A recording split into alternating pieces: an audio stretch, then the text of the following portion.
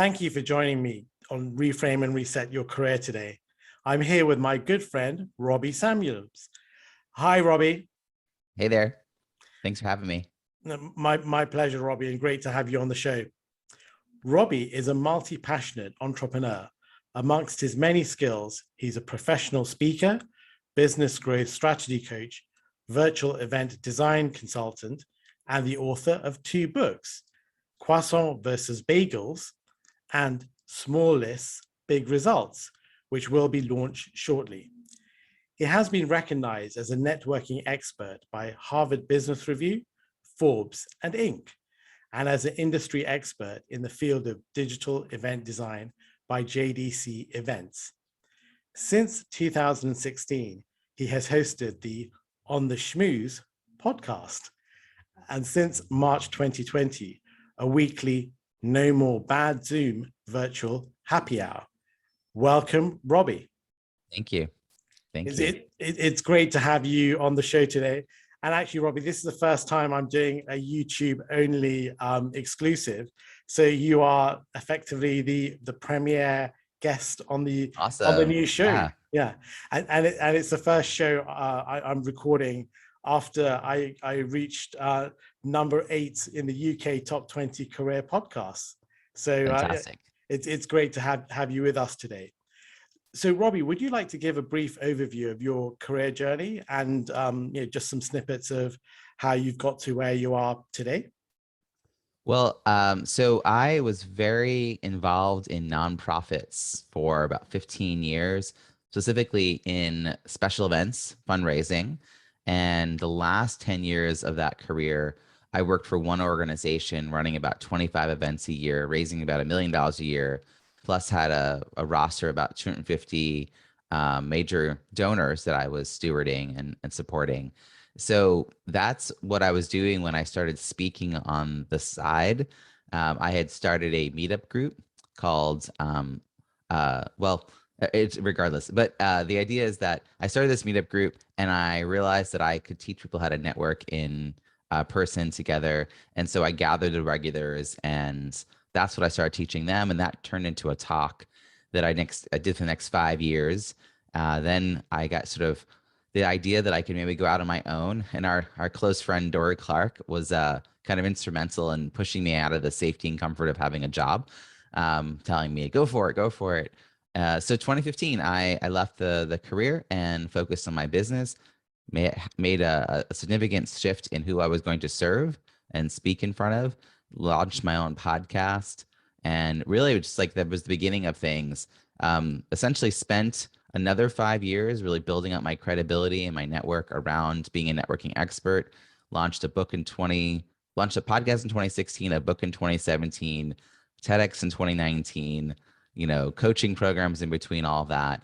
So I was well on my way of finally being an overnight success, 10 years in the making, when March 2020 came and all the things I was known for, body language, eye contact, business cards, shaking hands, wasn't the things that people needed to know in March 2020. And so the rest of my story is how I managed to reinvent myself and build a thriving business in lieu of needing to change everything. Cool. And it's interesting because obviously, we both know Dory well. I think you know her a bit better than I do. But I remember the first time I came across you was reading her book Standout, and you've got a little section in there. And it's nice the way you talk about your networking skills and how you built this community together, and this whole idea of croissant versus bagels that really came out of your networking approach. Would you maybe like to give our listeners a few sort of networking tips and maybe how they can build up their network, especially in the sort of the virtual world? Well, first I should probably explain, Harsha, the title of that book, the mysterious title, Croissants versus Bagels. The subtitle is Strategic, Effective, and Inclusive Networking at Conferences. So this was geared towards in-person networking. The idea is that when we are going to events, we have these intentions around meeting people. And this is true virtually as well. I mean, we shouldn't just be going for content. We should be going with the idea towards engagement. But in person, that was definitely true. It was definitely one of the impetus for why we got on a plane, for instance. But our follow through was dismal. Like we get very into the idea, set these great intentions, and then not actually do it once we got there. So I thought that the mindset piece needed to be matched with some body language. So we often walk into a room, we see people standing in these tight little clusters, these shoulder huddles that are impossible to break into. That's the bagel. But if someone in that space just shifts their body language and makes space next to them for someone else to join, that was the croissant as opposed to the bagel. So this is also true for if we're meeting with people virtually, we should be looking for events where there's possibilities for engagement in small groups, like in breakouts, or there's an active chat way to connect with other participants. And really, we should go with the intention of wanting to meet some of the other people in the room. Virtually, this might also mean, changing the name that we have on Zoom so that it says more about us than just our first and last name. We might be including our location or our company name or our title, whatever you would normally put on a name tag if you're speaking in a small group. And then there's sort of networking virtually that's not tied to Zoom, but just sort of thinking about social media. And for that, I really think it's about being visible and consistently putting content out there, commenting on other people's stuff. One of my favorite things to do is to be notified about something happening in one of my colleagues' life on, let's say, LinkedIn, and then reaching out to them through a Facebook private message or a text if I have their phone number to mention or congratulate them. So to just think about how can you kind of switch platforms, personalize it, make a little bit of effort, not just comment on the wall, not just comment on the post, but, have them notice that you're commenting, which they're less likely to do if you're one of like 30 comments in a thread versus you privately messaging them or texting them, or who knows, maybe even calling them. We forget that that's also an option. So I just think there's a way in which we could be more consistently kind of being proactively supporting the people in our network. And I do something called Surprise and Delight, which I know I've totally ripped off of Disney. But I just think like, what can I do that's a little above and beyond? So I'm always sort of looking for opportunities to sort of surprise and delight, right? Do something unexpected. And it's not big, grand gestures. I'm not spending thousands of dollars. Sometimes it's a physical card that's mailed. Sometimes it's a well-placed email, a well-timed email in relation to something going on in their life. It's just about being like actively pursuing those opportunities and then taking the action. And I think a lot of people either aren't aware of the opportunities, or if they are, they hesitate to take the action. And I think a great point there, which you mentioned, Robbie, is about the mindset. And I totally take this point when you go to these conferences, especially in the physical world. I think sometimes you think, oh, I'll go, I'll meet people, I'll get a load of business cards. But actually, it's that follow-up, or even you don't meet anybody because you're scared and you have these limiting beliefs and fear about actually approaching new people. But I think once you can flip that mindset around and say to yourself, look, the whole point of going to these conferences is to try and meet new people, but also don't put pressure on yourself. Look, if you make one or two good connections, then actually that's worth far more than 50 business cards. And from my perspective, I just think, look, I just want to have one good conversation, maybe even two, because I think that's much more meaningful. And I suppose the other point you made about the follow-up, how you have a spreadsheet and just make sure you email people and mark off and actually that personalized email or invitation is actually very powerful. Don't you think so? I do. And follow-up is something that I actually think people can prep themselves for before even going to the event. One of the pieces of advice that I've talked about, and it's been written up in various publications, is the idea that you write your follow-up email before you go to the event. Now, it's only a draft. You're not sending anything. You haven't met anyone. But by drafting this message, it's getting yourself in the right mindset. You know why you're going. You're writing this to your ideal connection. Like, who would you want to meet if you went there? What would you want them to know about you? And that will help you focus your time at the event. You'll get the kind of connections, whether it's a LinkedIn on Zoom or a business card in person, that you will be most beneficial. And you will have set aside an hour after the event ends, within 2 days of after the event ending, to actually do your follow-up. So collecting LinkedIn lists and just like sending them connection requests with no notes, not worth it. So you really want to set aside a little bit of time. But if you've pre-written a message and you've set aside the time, you've collected the right kind of connection contacts, then it just sort of all falls in place, and it makes something that was less likely to happen almost impossible to avoid because it's on your calendar. So I do think, calendaring the activity is really a key piece of this. And then you might want to put a note in your calendar for 2 weeks later to just sort of circle back anyone you haven't heard from. We have to work sometimes extra hard to get, kind of in each other's radar. And it's not like a one-time connection request may not do it. So if we think it's a really positive relationship, then it's worth the effort. Honestly, though, I think that a lot of the networking I'm doing these days is less about meeting new people and more about nurturing the existing network that I have. So we shouldn't forget that part. No, that's a great point.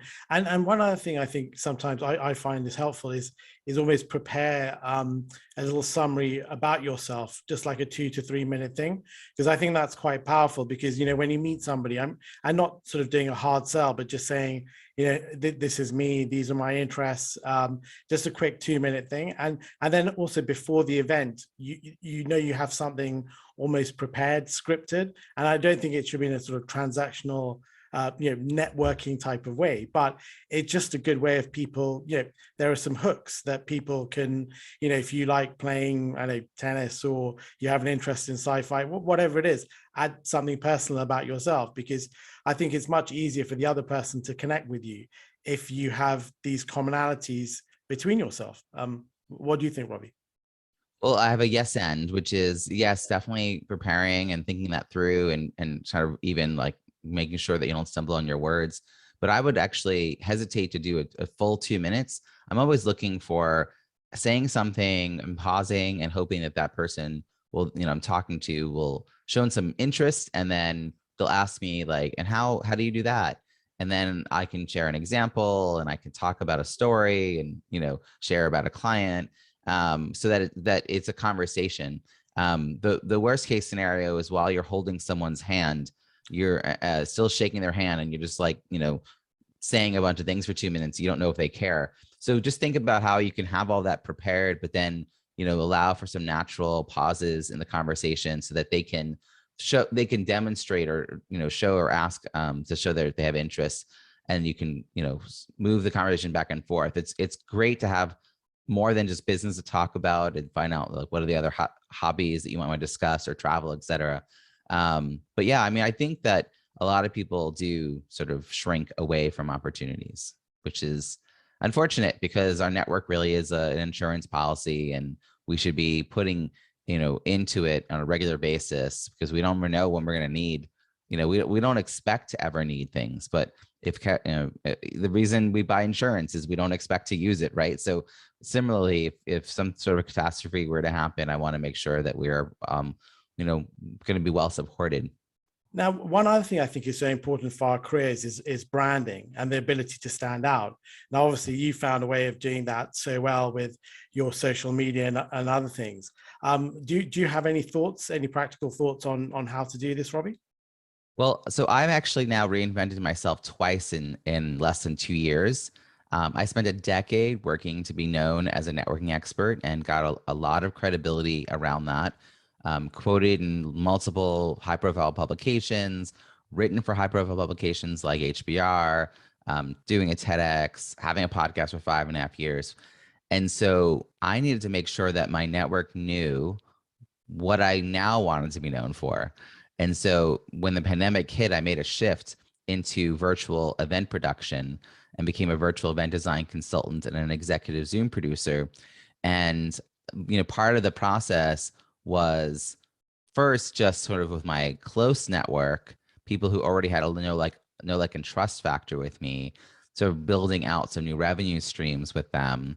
But then as that sort of solidified and I had a very clear, okay, here are the things that I now can offer, then it was really about amplifying that. So by September of 2020, I was really rolling out a very sort of focused content marketing plan to make sure that I was putting a lot of good content out on LinkedIn and Facebook and Twitter that really showcased what I was able to offer people so that, my closest contacts who I'd been involved with in the last 6 months, they knew, but I wanted to make sure that the rest of my network became aware of it. And I was able to grow the business from essentially 0 to 6 figures in 8 months in 2020. And then it was a thriving business. So it multiplied in the next year, which is this year, 2021. And at the height of that, in the summer of 2021, I rolled out a new sort of content marketing plan that includes a new book that leads people to realize that I am a business growth strategist, which is actually why I was successful last year in making the shift. I treated myself like a client. And so I can offer a lot of entrepreneur support around doing the same thing, around building an audience before they create their offer. But my network did not know that. So now it's really about waking up my network to the fact that this is something else I can offer. So I think that it's about making a plan, being really consistent, sharing not just your content, but I'm also really generous about sharing other content by, anyone in my network, or even outside my network. Like I'll look for articles in like HBR or Forbes or Inc. and then share it and then reach out to that author and can make a connection request. And that usually leads to a connection and then sometimes a conversation.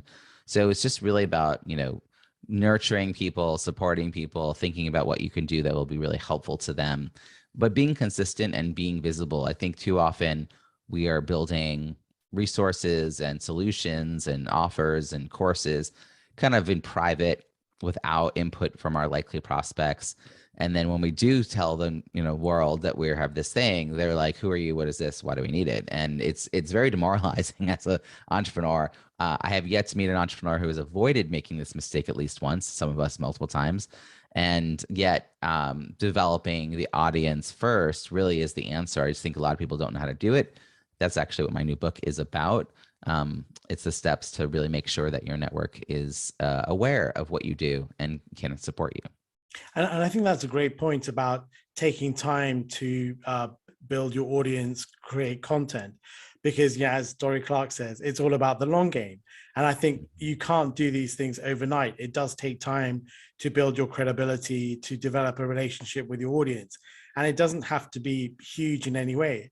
But I do think that whole idea of creating content, connecting, and as you're saying, don't be afraid to get it out there. Because I think at the beginning, maybe the quality is not as great as you'd like it to be. I'm sure if I look at my first few podcasts or YouTube videos, they're okay. But hopefully as you keep progressing and you do more, you get better. But don't be afraid to get it out there. Don't you think so, Robbie? Yeah, continuous improvement is definitely something I aim for. And I think that we should aim to be 5% better every time, and don't judge yourself or anyone else on their first 3 attempts of anything. Judge them on their last 3 attempts. So, I've had a podcast for 5.5 years. If you looked at my first 3, they look very different than the last 3, and that's okay. And that's part of the learning and growth. I mean, they should look different. You should get better over time. And the quality of the guests, the quality of the conversation, the quality of the production value should all go up. And same thing with writing, same thing with video, whatever it is that you're doing, kind of you have to start. I have a funny story about sweating over a blog post that I was going to write and share. And I asked tens of people for input and editing it, and it took me 6 weeks, and I was really sweating over this. And I finally hit publish, and then I said to Tori, now what?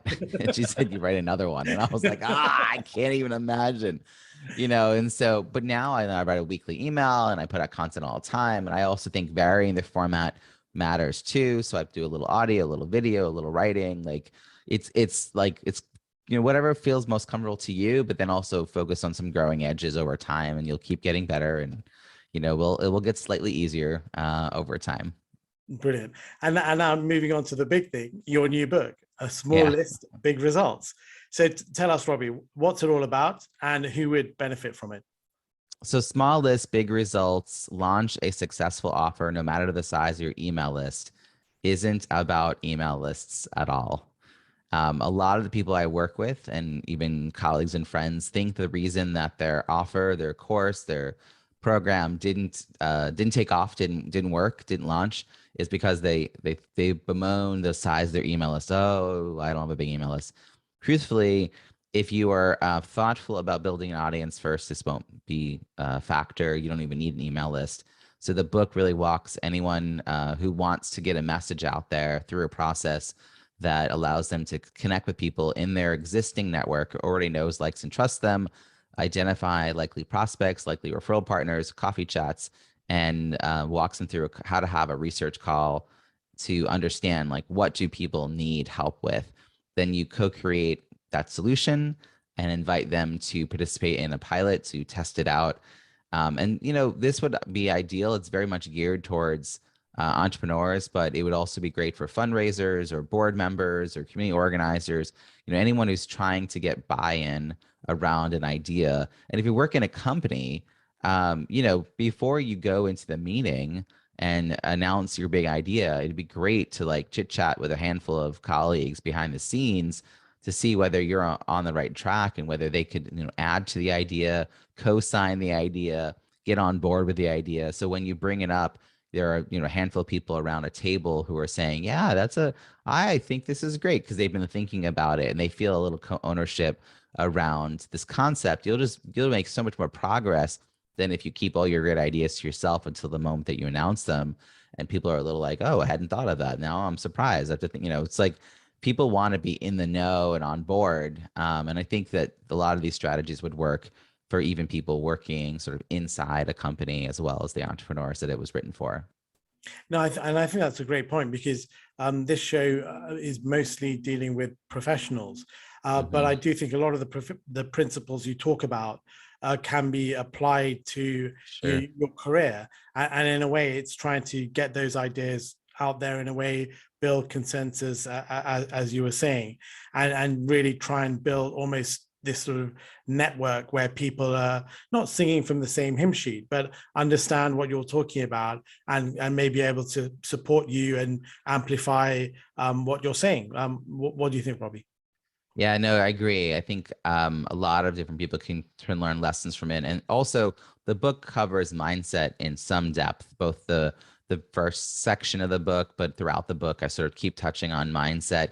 I do think there are ways in which we hold ourselves back and we don't think big enough. And we're kind of got to get out of our own way. If we want to have a bigger impact on the world, then we can't make it about ourselves and our fears and our anxieties and our scarcity minded way of being in the world. We can't make it about us, because that's going to limit our potential and our ability to make a big impact in the world. We have to really think about the fact that there are others who need us. And so in 2020, in May 2020, I launched a 4-week program that became a certification program for people to use Zoom effectively. Now, March 13th was the first time I ever hosted a virtual happy hour. March 20th is the first time I used breakout rooms. And April 15th, I am announcing, hey, I'm going to do this 4-week training, and 15 people sign up for $500 a piece. And in the next 4 months, 40 people went through it. If I had not gotten out of my own way, if I'd, bemoans like I don't have the right website, I don't have the right material, I don't have a logo, I don't have a fancy name for this, like what are all the things, stumbling blocks, those 40 people would not have gotten the benefit of what I knew. And a number of them went on to build their own companies out of this as Zoom producers. Several are professional speakers who were able to revamp their speaking career on a dime and continue being relevant to their audiences and the impact that they're having. So it wasn't just the 40 people I helped, but all the people that they then went on to help. And if you don't get yourself out of the way, then that's the limit, that you're limiting your own potential impact on the world around you. And that's the big message, I think, in the book. And I'm hoping people watching this can sort of take that away and maybe internalize it a little bit. And I love that point you make about limiting beliefs, because I think so many times we, as you're saying, we hold ourselves back. We don't think we're good enough, or nobody's really interested in what we have to say, or social media won't like me. And I think forget about that. What sort of tips do you have in your book to try and get into the right mindset and stop you from stopping yourself, basically? Well, when mid-March happened and everything I was known for was kind of no longer needed, my mantra became show up and add value. Show up and add value. So March 12th, I wrote and released 9 ways to network in a pandemic. I then decided to do one of those, and that was to do a virtual happy hour. Then people started reaching out to me, asking me to like have coffee, pick my brain, ask me questions about Zoom. I started offering pro bono little trainings here and there. I knew, a little bit more than everybody else, but I was learning at a fast clip, and because I was doing it more often. So my 5% every time was compounded. And so I was able to, within 3 weeks, I found a video evidence of an hour-long training on Zoom, where like 2 weeks earlier, I had never opened breakout rooms, but I knew enough to really help people. And I was thinking strategically about how to use this tool to create engaging events, because that's my frame. And so I really think show up and add value. I didn't have an end game. I wasn't like, I'm going to launch this virtual happy hour to launch a business that will be wildly successful, and then I will write a book about it. No, trust me. Furthest thing from my mind, I was like, wow, I have no money and no income, but people are suffering more than I am. I could bring people together. We need each other. I believe that we need each other. I believe in community. I can do that. I know, like, it was really like, what is it I can do right now that would be beneficial and that people would appreciate? Because I kept thinking, we may not remember the details, but we'll remember who showed up and added value. Like 10 years from now, how do you want to be remembered in this moment? And I didn't want to be the person who hit the brakes and hid under the covers, and that, because no one's going to remember that. So I just think, like, at any opportunity, show up and add value, whatever you're doing in the world, like, do that little bit more, be memorable. That's just a way to aim for good things in life. And I think that's a great point about just taking that first step. It doesn't have to be fully formed. You may not really know where the end goal is, but actually just start. And by starting, then other things come to you, whether it's running your own business or you're working in a firm and you're thinking about ways to try and get promoted. Just start. And I think sometimes we all think too much without taking action. Don't you think so, Robbie? Yeah. I do agree. I do very much agree. And also from your book, are there any other things that you'd like our listeners and viewers to take from it in terms of how they can move forward with their own businesses and careers? Well, the book is actually available for 99 cents during the launch week, and it's as an ebook. The paperback will be out November 26th, but I think get not just a copy of the ebook, but there's also a toolkit I put together called the Big Results Toolkit, which is free, using a link in the book. And I've created a number of resources to help you implement the strategies in the book. So there's a Wake Up Your Network workbook, and there's an Analyze Problem Language workbook, and there's several worksheets. Even simple things like how to use your calendar more effectively, to schedule with people. And like, if you want to start reaching out, that's one of the things to figure out, right? It's like how to not to make that overwhelming for yourself and for them. So I, really excited about the feedback so far from the book. I'm in the pre-launch phase as we're recording this, but there's already 70 reviews on Amazon. I have a tremendous launch team that's really been rallying around the book. And the official launch date is October 31st. But even if you release this sooner than that, it's actually available. It's because my launch team knows about it. And so you can sneak in there and get it during the pre-launch for the 99 cents as well. But I'm just excited to hear about the results that people get, the progress they make, the action they take. And people have been emailing me. There's an email address in the book called action@smalllessbigresults.com. And people have, written to me to let me know about how this is making them think differently and what they're going to do now. So I feel a lot of excitement. I've been started writing this book in 2018. I did it. The co-creation process was very much a part of it. I did several master classes to get feedback. And just, I feel like now, years later, it was time to finally release it with a lot of updates as far as like hand-holding and detailing out the steps. So it is a little bit of inspirational stories and a dash of, mindset shifts, and a lot of, here are the step-by-steps to help you make action a reality in your life. And I can't wait to hear about all the results. So you can get it at robbiesamuels.com/Harsha. That will get you right to the book launch page, to the book description page on my website, and you can buy the book from there and get the download of the Big Results Toolkit. Cool. And don't worry, Robbie, I'll make sure we put your details in the description and all Awesome. that stuff. But one thing that has struck me while we're talking, I think it's this whole idea of a process, because I'm a big believer in control what you can control. And I think a lot of people think, oh my God, how do we get our message out there? How do we connect with a load of people? But actually, it's about just doing things, one thing, two things, however many things you can do on a daily basis, do it weekly, do it over a year. And then that just adds up. And actually, you never know where your audience is. You never know what they're like. But if you keep churning out stuff and keep going through the process, then I think good things will happen, which I think in a way is what your book is trying to get at. Is that right, Robbie? Yeah. Yeah, that's right. I do think that, knowing what the first next step is and doing it is a big part of how people can make progress. I think it's important to have a vision. As a business strategist, I don't want us to climb a ladder leaning against the wrong wall, right? Like we don't want to do that. So it's important to know where you're trying to go and to surround yourself with people who've either been there or can ask you the right kinds of questions to help you get there. But you're really, the number one factor in the success of my clients is that their willingness to do the work, their commitment to doing their work is way more important than my qualifications, my experience, anything like that. It's about what they're willing to take on. So, think about who you are and where you want to be, and then what are the steps you need to take, and who are the people you need to surround yourself with, whether it's an accountability partner or a coach, a mentor, but just to really know that like people want you to do well. Like there's a community out there wanting you to do well. And so believe in that for yourself, and, we'll all make this world better. That's great. And I just love that idea about it's about putting the work in, because I think sometimes a lot of people think, oh, this is too hard. But actually, if you just put the work in and put the grind, I think good things invariably happen. Don't you think so? Absolutely.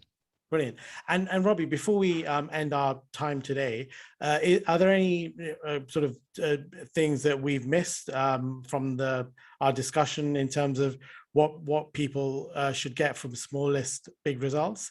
Any final takeaways? Well, it's a very quick read, but it will probably be a book you refer to for the next 10 years. That's the way it's been described back to me. It's a very quick read because it's not a long book, but there's so many exercises and takeaways in the book that you'll be revisiting it to implement. And, the action you'll take now will be different than a year and a half from now, different than 4 years from now. Your horizons will shift. Your ability to take on new challenges will shift. And it's really exciting that this has, become a sort of go-to resource to get you started, but also to continue supporting you along that journey. And I'm looking forward to hearing back from readers. Hopefully some of the folks that are watching this will sign up to get the book themselves. And if you are enjoying the book, I am so grateful to read the reviews on Amazon. It's tremendous as a content creator to see the results and see the impact. And that's true for any content creator. So if you're ever moved by or touched by or feel like you're positively impacted by a piece of content, go ahead and leave a review, send them back a note, hit reply to a weekly email, a newsletter, and just let them know the ways in which it's really helped you. That will cut through the noise and make the day of whatever that content creator is. And so Harsha, you would agree with this and appreciate shout outs about the work that you're doing in the world. No, totally, Robbie. It's always nice to hear back from the audience just to make sure that somebody is watching or listening. Brilliant. Mm-hmm. And Robbie, once again, I'd really like to thank you for taking the time to share your story and thoughts about the book with our viewers today. And I do wish you continued success with the launch. Thanks very much, Robbie. You take care. Bye-bye. My pleasure.